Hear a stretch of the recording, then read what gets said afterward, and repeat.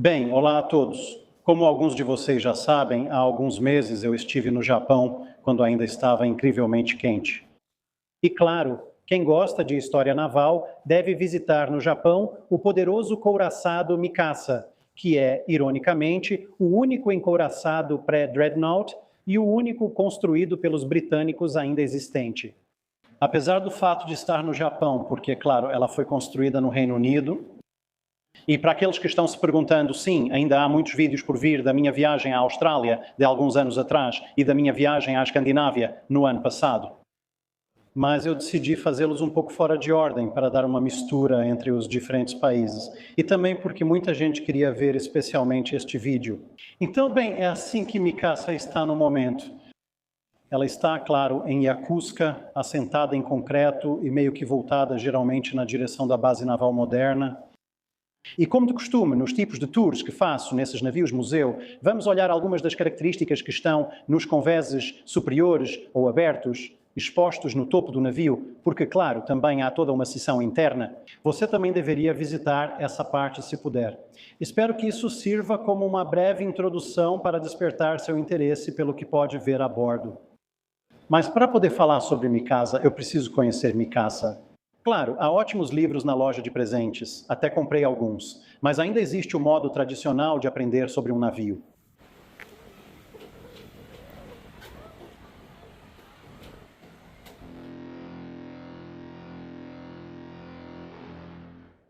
Olá a todos e bem-vindos a bordo do couraçado japonês pré-dreadnought, Mikasa. Estamos, é claro, começando pela proa, como sempre fazemos. E bem, estamos aqui em Yokosuka. Atrás de mim está a base naval moderna dos Estados Unidos e também a base da Força Marítima de Autodefesa do Japão. Mas vamos dar uma olhada rápida nos convéses superiores do Mikasa e em sua superestrutura também, porque, bem, este navio passou por muita coisa e agora está muito bem restaurado. Então vamos ver o que podemos encontrar. O que temos aqui, isto é uma espécie de prateleira no lado de estibordo da proa e há uma versão equivalente no lado de bombordo da proa também. Bem, você pode ter uma ideia quando vê que há esse grande guindaste aqui. E para que serve isso? Isso serve para guardar a âncora ou uma das âncoras do navio. O motivo de você ter a âncora aqui em um pré-dreadnought, ao contrário dos navios do período dreadnought, se você já esteve em algum couraçado que hoje é um navio museu ou algo assim, basicamente se resume ao bordo livre. Então, se a gente vier até o convés principal, você pode ver que temos uma corrente de âncora passando por aqui e outra corrente de âncora aqui. Então, temos a corrente passando por ali e a corrente passando por aqui.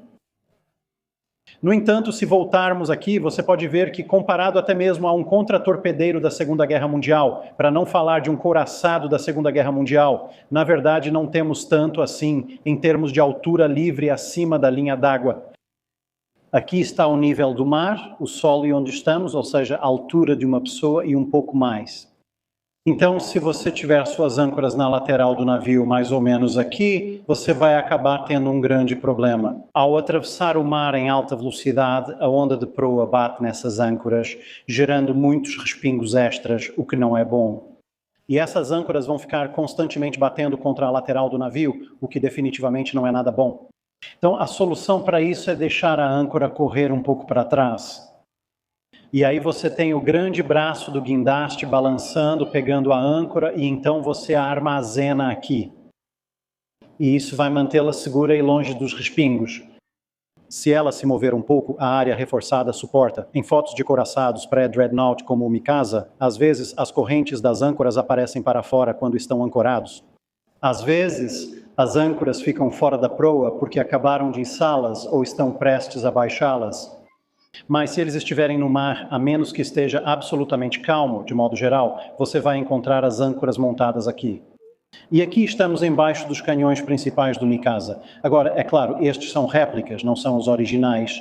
Isso fica claro pela largura do cano aqui em cima. Estes não são tão grossos quanto os originais, mas são réplicas muito boas. E, novamente, isso reflete o pensamento dos primeiros couraçados pré-dreadnought. Não é o tipo mais antigo de torre de couraçado pré-dreadnought. Alguns dos primeiros couraçados japoneses, baseados na classe Majestic, usam torres no estilo Majestic. Uma coisa que você vai notar, diferente de outros navios com torres, é que aqui você tem os canhões e a estrutura da torre, o que normalmente seria chamado de torre.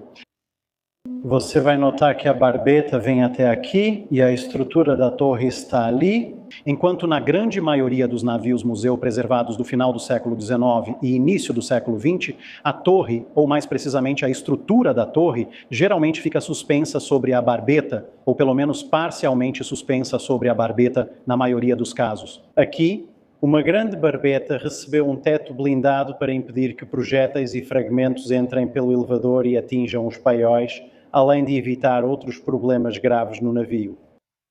E isso é essencialmente uma barbeta que foi originalmente projetada, não no caso do projeto do Mikasa, mas em termos de sua linhagem de projeto, para suportar uma grande torre cilíndrica, meio parecido com o que você viu no coraçado pré-Dreadnought HMS Hood, não exatamente da época do Mikasa, mas apenas alguns anos antes. E então, quando eles passaram de montagens abertas de barbeta para uma barbeta blindada ou uma estrutura de torre sobre uma barbeta, que hoje chamaríamos de torre, as coisas demoraram um pouco para acompanhar. Sabe, os mecanismos de rotação demoraram um tempo para serem desenvolvidos, assim como mecanismos menores de elevação de munição e assim por diante. E assim você tem esse arranjo muito distinto que é característico dos encouraçados pré-Dreadnought do início e do meio desse período. Agora, outra coisa que você pode achar interessante é que no topo das torres, você pode ver essas coisinhas que parecem um pouco com Daleks, ou talvez Minions, dependendo do seu ponto de vista. Esses são os capuzes de observação. Então, obviamente, você pode ver que não há nada na frente da torre e não há orelhas de telêmetro saindo da torre. A única forma das pessoas na torre saberem o que estão olhando ou para onde miram, caso as ordens parem ou queiram conferir sozinhas, é olhando por alguma abertura, e acontece que esses 3 capuzes de observação são as coisas que eles usariam. Agora, é claro, quando há apenas uma torre na frente, embora esta aqui seja uma torre dupla, mas digo única quando só há uma torre à frente. Isso não é um problema, você pode facilmente ver por eles. Esse design era comum em várias marinhas, mas o Mikasa foi construído e projetado por engenheiros britânicos na Grã-Bretanha. E isso permanece por um tempo, de uma forma ou de outra, e isso acaba sendo um pequeno obstáculo se você mantiver o design de torres superpostas. Se a segunda torre tem canhões sobre a primeira, as grandes janelas de observação acabam deixando os efeitos da explosão entrarem na torre inferior. Levou tempo para resolver, removendo as coberturas de mira e buscando outras formas de observar fora da torre. É interessante porque este é um dos poucos navios com essas partes preservadas, ao menos como réplica. Assim você pode ver o que acontece. Lá em cima, claro, você pode ver a superestrutura da ponte, e é para lá que vamos agora. Certo, então estamos aqui no primeiro nível da ponte, e você pode ver aqui atrás de mim temos a torre de comando. Esta é a torre de comando blindada, com 350 milímetros de espessura. Ali estão as vigias. Agora, você pode notar alguns problemas se já viu outras vigias. Essas são vigias bem robustas, bem grandes, mas estamos em uma época em que não existe radar, então, mesmo as pessoas na torre de comando precisam enxergar, e não há acesso por escotilha. Em vez disso, você tem aqui outra peça de aço blindada de forma semelhante. E aí você vê, isso é um pouco apertado para mim por causa dos meus ombros. Então você tem que passar por aqui. E então, você pode ver dentro da torre de comando. Não é particularmente grande. E é aqui que você comandaria um navio em batalha, pelo menos na teoria. Como você pode ver, você tem os telégrafos de máquinas. Como pode ver, eles não são do tipo padrão que tem um grande arco em cima. Em vez disso, por causa do espaço limitado, você tem essas manivelas. Então você precisa dar uma volta completa e isso move o telégrafo do motor para uma ordem. Então, se quiser ir de avante devagar para avante toda, precisa passar por meia força. Assim, deve girar as manivelas 2 vezes, 4 voltas.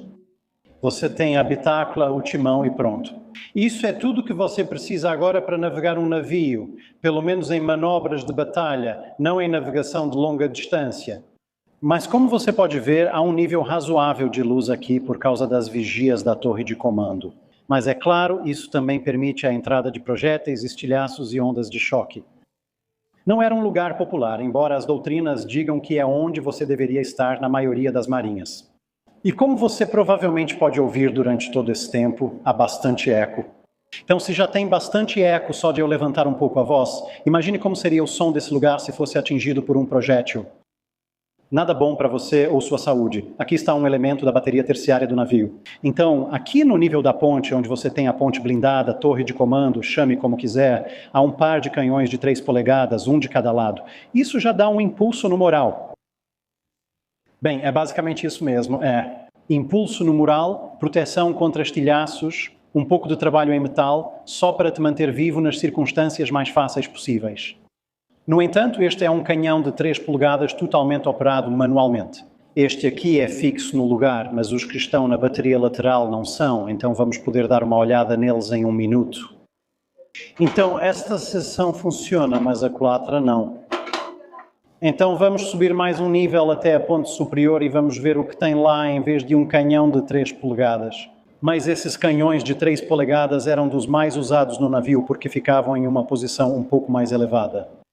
É possível recarregar rapidamente ficando ao lado do capitão ou almirante, conforme o caso. Então você tem bastante incentivo para abrir fogo, manter o fogo e continuar atirando praticamente durante todo o combate. E sim, esses escudos das armas estão bastante inclinados para trás. Eles não são abertos para fora. E há um bom motivo para isso, porque, claro, esse canhão tem um bom arco de tiro. Então, se você girar para este bordo, você pode atirar praticamente, eu diria, pela proa, basicamente na direção da proa, mas como estamos na asa da ponte, na verdade é cruzando a frente do navio. E então, se você for para o outro lado, os limitadores vão até o final, aqui fora, que é basicamente 90 graus a bombordo. Então, todo o lado de bombordo até talvez 20 graus de arco a este bordo. E, como resultado, levando em consideração que, obviamente, a estrutura da ponte está bem aqui, se você tivesse um escudo de canhão largo e aberto, como normalmente se imagina, ele iria bater assim que você girasse talvez 20, 30 graus para qualquer um dos lados. Enquanto que desse jeito você pode girar o canhão bastante e ainda assim não vai ter uma interação indesejada. Vamos subir mais um pouco. Então, aqui no nível superior da ponte, temos a sala de cartas, que possui o armário de sinais para as várias bandeiras de sinalização.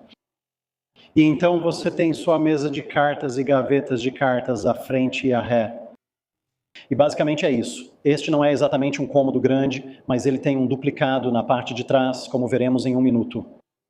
Então, se você quiser enviar um sinal, os sinais sairiam da casa de cartas aqui e depois seriam levados para uma das asas da ponte, conforme apropriado, para serem içados nos cabos de sinalização. Então, neste caso, se fôssemos hastear um sinal nos nossos cabos de sinalização deste bordo, nós o levaríamos até lá. E ali estão os cabos de sinalização deste bordo subindo até o mastro do navio. Mas só há um armário de sinais, o que pode surpreender algumas pessoas, porque elas podem estar acostumadas a ter um para cada lado. Mas não, aqui só tem um, olhando aqui para a popa do navio. Então, se avançarmos, não só temos uma bela vista da bateria dianteira, aqueles 2 canhões de 12 polegadas ali, e como você pode ver, temos nada menos que 4 cúpulas de observação. Temos um de cada lado dos canhões, um no meio entre os canhões e outro bem atrás para o comandante da torre. Ao contornar, você também vê o canhão de 3 polegadas a este bordo. E então temos a última estrutura fechada ao subir para a ponte. Então aqui temos a ponte de navegação. Como pode ver, isso é uma réplica do que há na torre de comando abaixo de nós. Então temos um timão, 3 telégrafos de máquinas, embora um pouco mais espaçados, porque há um pouco mais de espaço aqui na ponte. Uma bússola padrão em sua bitácula. E se você olhar um pouco para cima, um conjunto de tubos acústicos para que você possa se comunicar com várias partes do navio em outros lugares. E aqui estamos na asa da ponte deste bordo e aqui temos um dos holofotes do navio. Este é um holofote de 60 centímetros e obviamente também pode ser usado para sinalização, mas você tem um desses posicionados em cada uma das asas superiores da ponte. Então você pode ver que ele está realmente cabeado, então você ainda pode operá-lo, embora as persianas, como você pode ver, estejam fechadas. Você tem um de cada lado aqui na frente para observar. E, obviamente, se um alvo for avistado, então você diria, vou iluminá-lo para fins de combate noturno, ou se a visibilidade estiver baixa, etc, etc. Mas também, obviamente, se você precisar avisar alguém onde você está, o que está fazendo, você pode fazer isso. Temos as adriças de sinalização logo atrás, como já mencionamos. E você provavelmente pode ver lá atrás, no centro de comando de popa, que há o seu correspondente. Então, como eu disse, são 4 delas, 2 a estibordo, 2 a bombordo, e todas estão montadas no alto dessas asas da ponte. Então, o que mais temos aqui em cima? Bem, há mais um nível, não é fechado, mas podemos subir lá, dar uma olhada e ver o que tem lá. E aqui estamos na parte mais alta, que não é uma das plataformas de combate, e aqui você pode ver um telêmetro Bar e Stroud. Agora, comparado ao que você encontraria em um navio da Segunda Guerra Mundial, este não é o maior dos telêmetros. Ele não tem nem 2 metros de comprimento, é um modelo de 1,5 metro. Mas é o que há de mais moderno e avançado em controle de tiro por volta de 1904. Como pode ver, a plaqueta diz W. Armstrong Whitworth Company, Elsick Works, Newcastle-on-Tyne. E então nós damos a volta por aqui. Você pode ver que este é um telêmetro Bar Stroud patenteado, número 450. Aqui é onde você olharia. Infelizmente, hoje em dia, a lente da direita está bloqueada e a lente da esquerda tem muita condensação porque está bastante úmido aqui no Japão. Mas é assim que você determinaria a distância até o inimigo e então essa informação seria passada para os canhões do navio. Portanto, nada desse grande conjunto de telêmetros em torres, nem grandes seções de controle de tiro no topo de combate. Inicialmente, você pode ver alguns deles aqui. Inicialmente deveriam portar canhões de 47 milímetros e de fato portavam, mas eles foram retirados bem rápido. Eles não estavam presentes em Tsushima.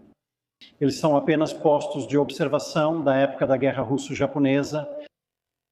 E daqui de cima, bem, você tem uma visão ainda melhor da torre de artilharia. Você pode ver quanto daquela barbeta precisou ser coberta com blindagem, porque a parte blindada da torre é muito menor. A questão é que a parte blindada da torre é menor. Ela precisa de menos blindagem em termos de peso, o que significa que, pelo mesmo peso, você pode torná-la mais espessa ou pode economizar peso e manter o mesmo nível de proteção. De qualquer forma, isso é um benefício para o design do seu navio. Mas é claro, quando eles perceberam a ideia de também tornar a barbeta menor, isso significou ainda mais economia de peso. Mas sim, ainda é uma vista espetacular da proa do Mikasa. E esta é a ponte superior, como estávamos falando, e foi exatamente aqui que o almirante Togo comandou toda a batalha. Então, aqui embaixo, aqui, foi onde o almirante Togo ficou. Chefe do Estado-Maior ali, chefe de operações ali, comandante do navio atrás da bitácula, como está retratado na famosa pintura, que espero que esteja aparecendo na sua tela agora. Mas como você pode ver, não estou bem na beirada das grades aqui. E se eu estender meu braço assim, isso meio que dá a perspectiva correta. Então, quem estava pintando aquela imagem, obviamente sabia o que estava acontecendo na ponte, mas provavelmente estava pintando de um ponto de vista a partir de uma escada em algum momento depois da batalha. E obviamente agora tem bem menos redes e coisas aqui também. Certo, e agora estamos descendo para o convés dos botes. Como você pode ver, alguns dos botes do navio estão no lugar, mas todos os ventiladores. Isso leva ar para as caldeiras e o restante do navio, pois é um navio do início do século XIX e tem ambas as chaminés. E à medida que avançamos pelo convés dos botes, você vai notar aqui o mastro principal, que é o mastro mais a ré, tem esse longo braço de guindaste cinza saindo dele. Enquanto, se olharmos para a frente, você vai notar que o mastro de proa não tem algo assim. E o motivo disso é que este é o turco de botes ligado ao bote do navio. E isso também é, bem, obviamente aqui é para manusear os barcos do navio, e você teria mais barcos do navio, mais ou menos onde estamos olhando agora em tempos de paz. Em tempos de guerra, quase todos os barcos eram retirados, ficando apenas os essenciais para a comunicação vital. Não faz sentido ter os outros, você pode pensar, mas eles não seriam botes salva-vidas? Em teoria, mas se você está em um couraçado pré-dreadnought e acaba numa situação em que precisa dos botes salva-vidas, as chances são de que as circunstâncias que te colocaram nessa situação também já tenham reduzido qualquer bote salva-vidas a pedaços. Por isso, flutuadores Carli foram inventados depois.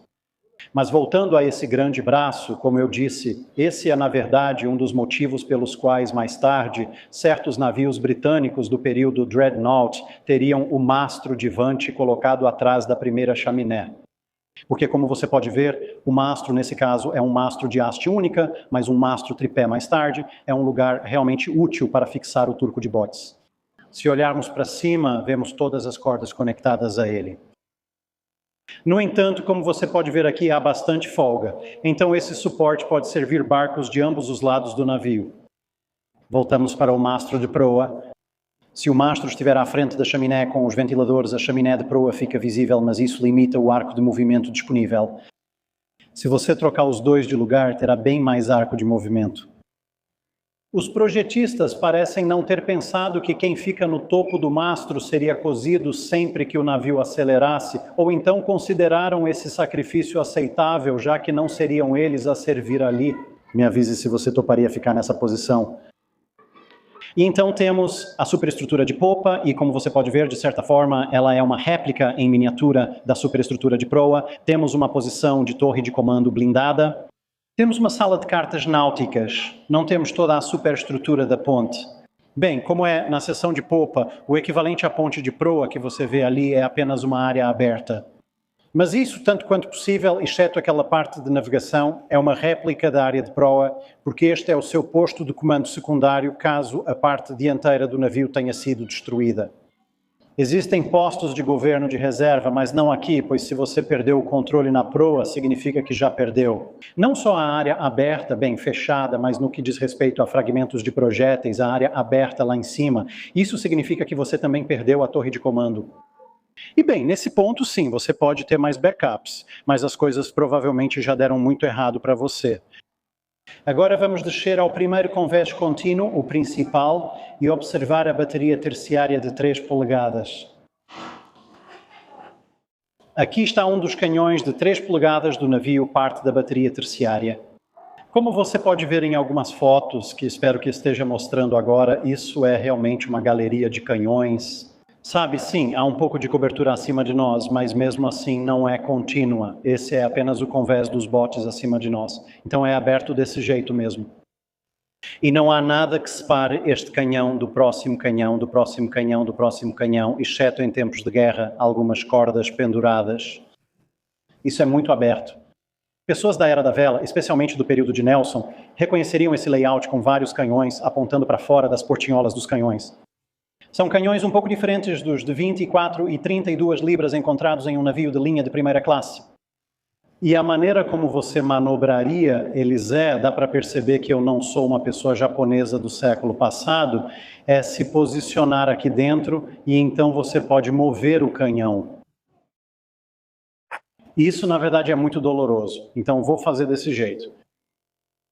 Este é um canhão de 3 polegadas pesado, mas muito equilibrado. Como pode ver, é possível mirar com ele. Você tem miras de ferro básicas, agora estamos mirando em algo, não sei o que é, parece um cargueiro. E então nessas armas o ajuste de elevação ainda funciona. Então você pode preparar uma bordada completa se por acaso vier aqui e quiser fazer isso. Então a bateria terciária de 3 polegadas. Agora, claro, neste nível há 4 canhões de 6 polegadas. Há um aqui porque estamos no canhão de 3 polegadas a este bordo de popa, outro em seu compartimento e um à frente. Mas essas áreas estão fechadas. Então temos que descer mais um convés inteiro para encontrar o que está na parte de trás da bateria de 6 polegadas. Este é o canhão de 6 polegadas no bombordo de popa do convés principal que está acessível. Como pode ver, colocaram vários manequins mostrando como era carregado e disparado. Dá para ver alguém com o projétil de 6 polegadas. E aqui você pode ver o que serve como uma sequência de suprimento de munição. É literalmente apenas uma corrente contínua com uma pequena placa. E como você pode ver no momento, está subindo uma carga, mas as cargas e os projéteis seriam trazidos até aqui. E como você pode ver, este canhão de 6 polegadas é mirado e disparado praticamente da mesma forma que o de 3 polegadas, só que em uma escala um pouco maior. Agora, porque, claro, Mikasa foi muito danificada durante a Segunda Guerra Mundial, depois transformada em um salão de dança e só então restaurada, o nível inferior, o nível em que estamos no momento, agora é todo um museu. Alguns trechos do museu serão mostrados, mas é melhor ver pessoalmente se possível. Mas por causa dessas seções de exposições do museu, o acesso aos canhões de 6 polegadas do nível inferior é possível, mas é um pouco restrito e você só consegue ver um de cada vez. Pensei que, para mostrar as baterias secundárias e terciárias, é melhor ir ao exterior do navio, pois estamos no nível da linha d'água, mesmo estando no solo. E como você pode ver, temos os 2 canhões de 6 polegadas mais à ré, mais próximos de nós aqui. Então aquele ali, este está no lado de bombordo. Então aquele ali é o que estávamos olhando anteriormente. Depois temos nosso primeiro canhão inferior de 6 polegadas. Eles têm parte do cruzador russo Bayan, aquela coisa preta que acabou de sumir da imagem. À medida que avançamos, você vê os canhões de 3 polegadas na galeria de canhões de bombordo. Temos um canhão de 6 polegadas passando bem aqui. Assim pode-se ver 4 canhões de 3 polegadas aqui. E então temos aquele outro ali no lado de bombordo da asa do passadiço. Então são 5 em exibição, de um total de 10 no navio, no estado em que ela se encontra no momento. Se você estava contando, tínhamos 2 canhões de 6 polegadas atrás. Um já passamos, outro agora. Então são 5. Tem um sexto bem aqui. E então, quando passamos por aqui, temos o 7º e o 8º, o canhão superior do lado de bombordo. Então isso nos dá um total de 1, 2, 3, 4, 5, 6, 7 canhões de cada lado para o armamento de 6 polegadas, o que soma um total de 14 canhões de 6 polegadas no total. Após passar pelo último canhão de 6 polegadas, seguimos em direção à proa do navio. Agora, uma porta que definitivamente não estava lá originalmente. Isso ocorreu enquanto ela era salão de dança. É o mais perto que conseguimos chegar da proa do navio. Mas como você pode ver bem aqui, este é um exemplo do que eu estava falando lá no começo. Aqui está uma das âncoras do navio, bem encaixada em seu suporte, pronta para ser usada. E como você pode ver, ali está a corrente da âncora indo até a proa, mostrando como ela seria lançada. Ela deslizaria até a água e o guindaste poderia baixá-la ou levantá-la quando preciso, caso não quisesse só deixá-la deslizar. Mas há também muitos vigias, porque, claro, sendo um navio do final do século XIX, início do século XX, os vigias eram praticamente a única forma de ventilar e iluminar o interior do navio. Já existia eletricidade nessa época, é claro. A eletricidade já existia desde o HMS Inflexible, cerca de 25 anos antes de o Mikasa ser construído. Mas a ventilação, mesmo em um navio projetado para operar nas águas japonesas, ainda era muito limitada na virada do século XIX para o século XX. E por isso essas vigias são absolutamente vitais, exceto, é claro, em tempos de guerra, quando são fechadas, como esta aqui foi. E dá para ver claramente que ela é uma embarcação construída com rebites, então não há soldagem envolvida. Qualquer solda vista em Mikasa foi feita em restaurações após a Segunda Guerra Mundial. Agora, se eu vier por aqui e depois virar a câmera, podemos fazer uma rápida panorâmica. Ali está a proa. E então tem uma cena muito legal olhando para a ponte dela. E desça um pouco. Depois vamos fazer outra caminhada rápida de volta até a entrada, na parte de ré a bombordo. E você tem uma boa noção de quanta potência de fogo desse navio vem do seu costado. Literalmente um costado, no estilo da Era da Vela trazido para cá.